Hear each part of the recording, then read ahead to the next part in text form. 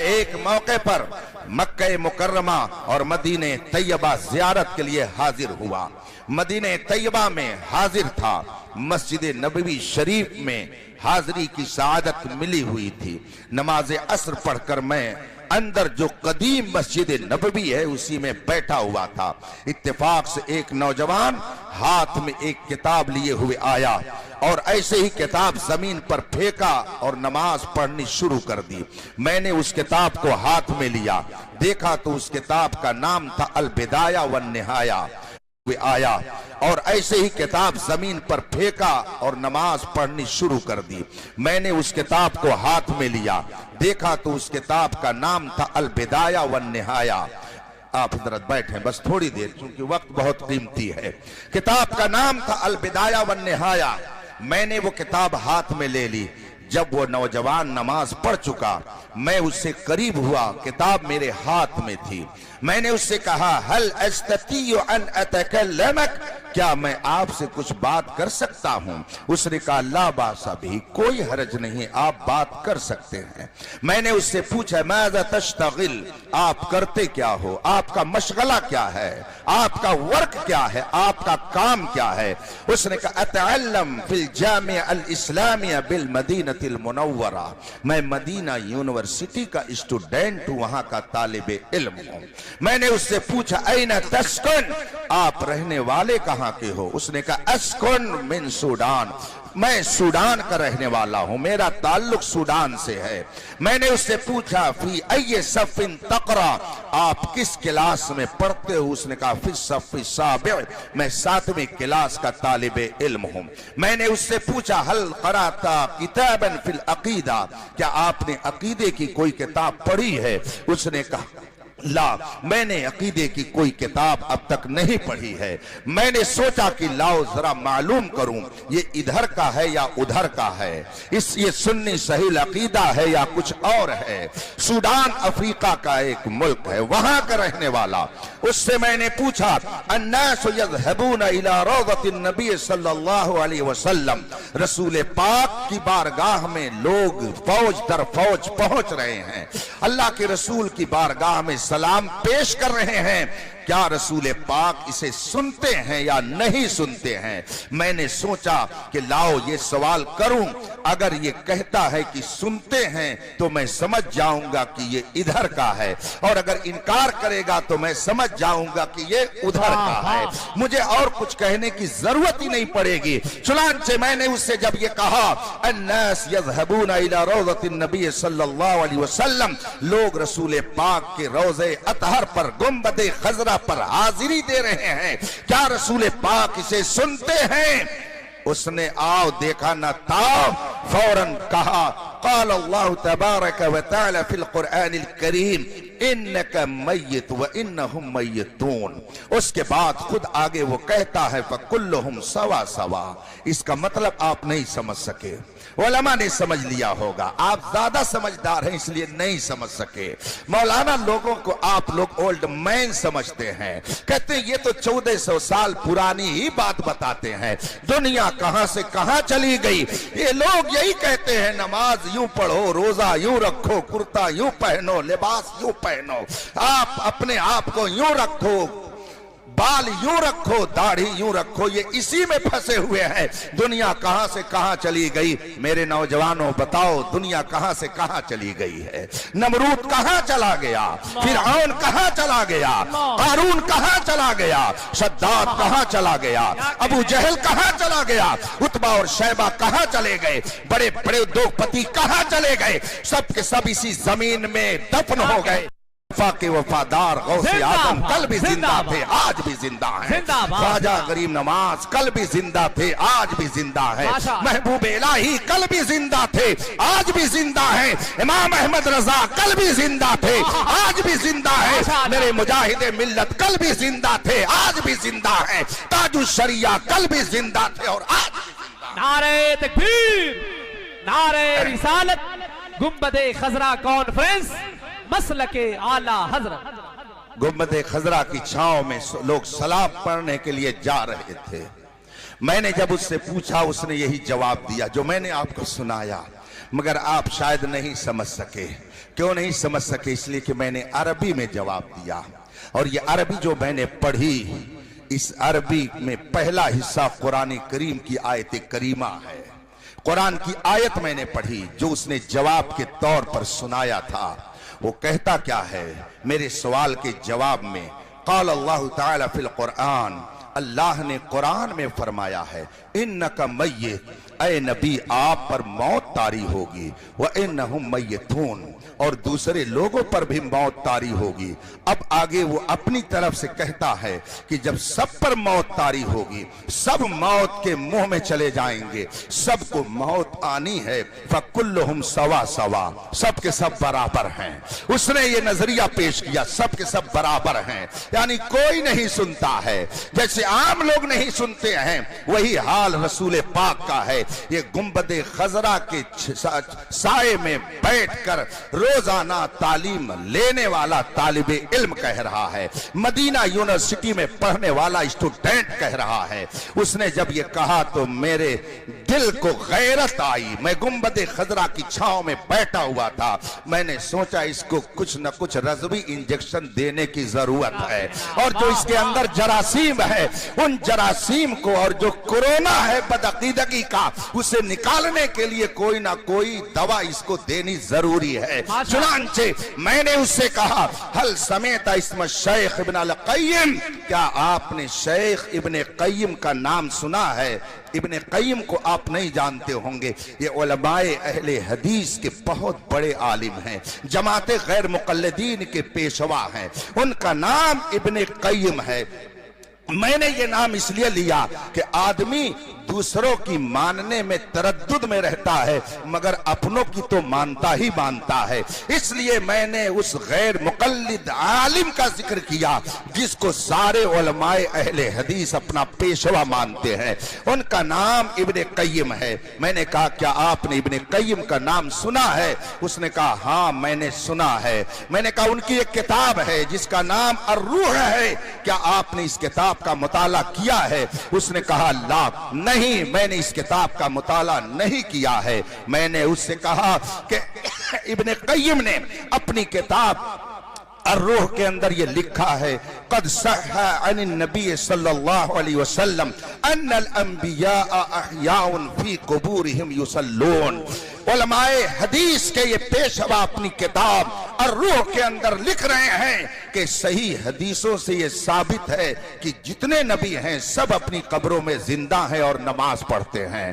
जब मैंने उसकी ये इबारत पेश की और किताब अर्रूह का हवाला दे करके मैंने उससे पूछा क्या इब्न क़य्यिम ने जो ये लिखा है आप इसको मानते हो?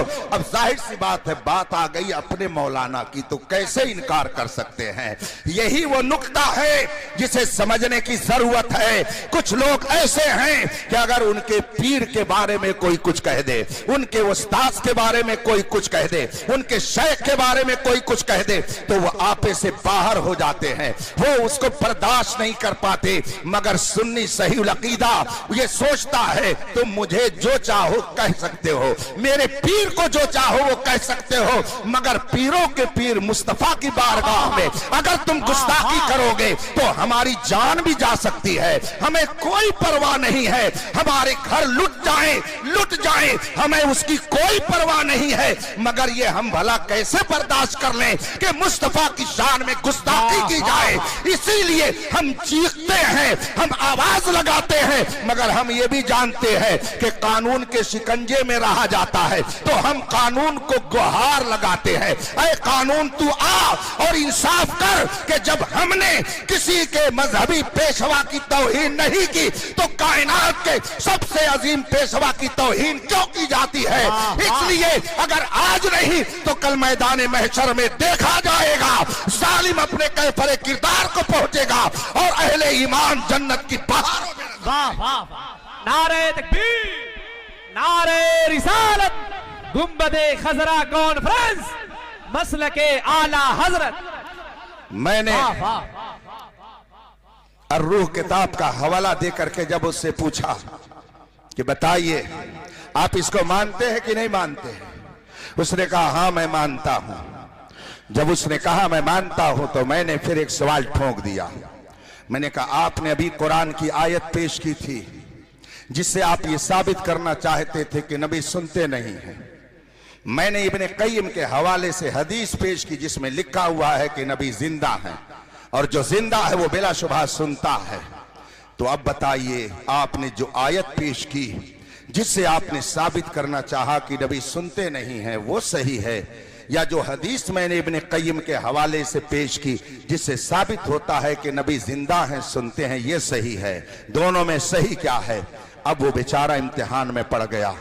बहुत देर तक वो सोचता रहा। जब उसको कोई जवाब नहीं बन पड़ा तो उसने मुझसे कहा, बय्यिन माना हाज़िल आया व हाज़ल हदीस, या शेख बय्यिन लना माना हाज़िल आया व हाज़ल हदीस। कहता, शेख मेरी समझ में बात नहीं आ रही है कि दोनों में सही क्या है, मुझे हदीस का भी माना बताइए, कुरान करीम की आयत का भी मतलब समझाइए। मैंने उसको थोड़ी देर तक अपने अंदाज में परेशान किया ताकि ये समझ जाए कि सिक्के के एक रुख को देख करके हकीकत तक नहीं पहुंचा जा सकता है जब तक कि सिक्के के दोनों रुख का मुताला न किया जाए। आजकल कुछ लोग सिक्के का एक रुख दिखा करके कौम को गुमराह करने की कोशिश करते हैं। ये तो इमाम अहमद रजा का कमाल है कि उसने हर हकीकत से निकाब को उलट करके और कौम को गुमराहों से मुतनब्बे करते हुए फरमाया, सोना जंगल रात अंधेरी छाई बदली काली है, सोने वालों जागते रहियो चोरों की रखवाली है। मैंने उसके सामने जब तफसील रखी, उसने कहा, शुक्रन लगाया शेख, आपका बहुत बहुत शुक्रिया कि आपने मुझे कुरान और आयत हदीस का मतलब समझा दिया। और उसने तस्लीम किया कि बेशक नबी जिंदा हैं और कब्रों में अपने अपने आराम फरमा, अपनी अपनी कब्रों में आराम फरमा है और पुकारने वालों की पुकार को वो सुनते हैं। उसने इस बात को तस्लीम किया। मैंने सिक्के का दोनों रुख जब उसके सामने रखा हुआ हैरत में पड़ गया। मैं यर्ज करना चाहता हूं कि आज भी एक जमात जुब्बा लिबास में कौम को गुमराह करने की नापाक कोशिश में लगी हुई है और कलमा पढ़ने के बावजूद वो दर हकीकत कुरान का भी इनकार कर रही है और हदीस का भी इनकार करती है। इसी हिंदुस्तान में ये जमात भी पाई जाती है। रसूल पाक सल्लल्लाहु अलैहि वसल्लम ने अपने सहाबा के बारे में फरमाया, हजरत सैयदना अबू सईद खुदरी रदियल्लाहु ताला अन्हु सहाबी रसूल हैं। वो रिवायत करते हैं कि रसूल करीम सल्लल्लाहु अलैहि वसल्लम ने इरशाद फरमाया, ला तसुब्बु असहाबी, मेरे सहाबा में किसी की शान में गुस्ताखी के कलमा मत बोलना। रसूल पाक का इरशाद है, मेरे सहाबा में से किसी की शान में गुस्ताखी मत करना, उनकी शान ऐसी बुलंद बाला है। अल्लाह के रसूल फरमाते हैं, लौ अन्न अहदकुम अनफक़ मिस्ल उहदिन ज़हबा मा बलग़ मुद्द अहदिहिम वला नसीफा। उनकी शान यह है कि अगर तुम में से कोई बहुत पहाड़ के बराबर सोना खर्च कर दे और मेरा सहाबी 2 किलो 4 किलो जौ अल्लाह के रास्ते में खर्च कर दे, तो तुम्हारा उहद पहाड़ के बराबर सोना मेरे सहाबी के 2 किलो जौ का मुकाबला नहीं कर सकता है। ये रसूल पाक के सहाबा की शान है। मगर कलमा पढ़ने वालों का एक गिरोह इस वक्त हिंदुस्तान भर में तौहीन सहाबा की तहरीक चला रहा है और जगह जगह रसूल पाक के सहाबा की शान में गुस्ताखी करके अपनी बदबख्ती का सबूत दे रहा है। बताइए, रसूल पाक तो ये फरमाए कि मेरे सहाबा को तुम बुरा मत कहना, मगर जमात एक ऐसी पाई जाती है कि जो कलमा पढ़ने के बावजूद रसूल पाक के सहाबा की तौहीन कर रही है। जगह जगह अपनी मस्जिदों में, अपने अवाम में, अपने लोगों में सहाबा की अजमत पर कीचड़ उछालने की नापाक कोशिश की जा रही है। इसी वजह से 2 महीने के अंदर मुझे 2 मर्तबा ऐसे नाहंजारों से मुनाजरा करने के लिए मजबूरन जाना पड़ा। पहली बार मैं बिंगलौर गया और अभी चंद रोज पहले मुझे झांसी जाना पड़ा, लेकिन अल्हम्दुलिल्लाह दोनों जगह दुनिया ने ये देख लिया, किल के रजा है खंजरे खूंखार बर्फबार, आगा से कह दो खैर मनाए न शर करें। कयामत तक जब तक मुस्तफा के सच्चे वफादार रहेंगे, इमाम अहमद रजा के अफकार और नजरियात को फैला आने वाले जब तक रहेंगे, किसी सहाबी की शान में अगर कोई उंगली उठाएगा तो कोशिश की जाएगी कि कानून की जबान से उसकी उंगली को काटने की कोशिश की जाए। कोई जबान अगर खुलेगी तो कानून की जबान के जरिए उसको काटने का हुनर भी जाना जाता। नारे तकबीर, नारे रिसालत, गुंबदे खजरा कॉन्फ्रेंस, मसलके आला हजरत।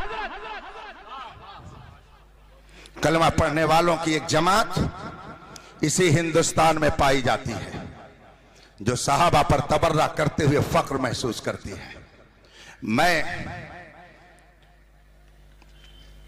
और मजीद तो कुछ न कहूंगा, लेकिन ये मुझे महसूस हो रहा है कि जिस तरह से कुछ सालों पहले तक सऊदिया अरबिया ने वहाबियत को फैलाने के लिए अपनी दौलत का दहाना खोला, आज भी कुछ मुल्क जो गुस्ताखाने सहाबा में शुमार किए जाते हैं अपनी दौलत का मुंह खोले हुए हैं, और हिंदुस्तान के बहुत सारे टट्टू उसका शिकार होकर मस्जिदों मेहराब के जरिया उनके नापाक अजाइम की तकमील में लगे हुए हैं और राफिजियत को फैलाने का काम कर रहे हैं।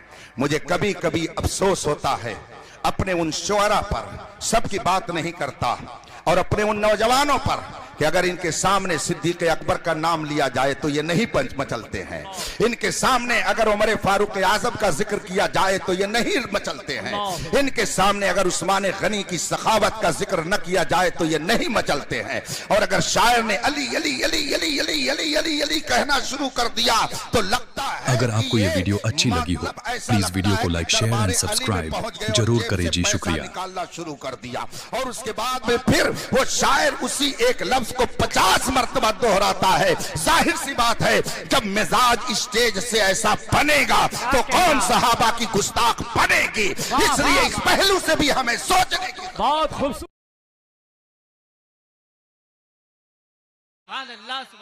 अभी आपने डिप्लोमा और मुनाजरे का नाम सुना, आपकी क्या गिनती है, बड़ी बड़ी खानकाहों के पीरजादे भी इधर से उधर हो रहे हैं, लेकिन इस वक्त चंद जाहिल पीरों की पीरी मुरीदी ने जमाते अहले सुन्नत में जो इंतशार पैदा किया है, इससे इनकार नहीं किया जा सकता। आज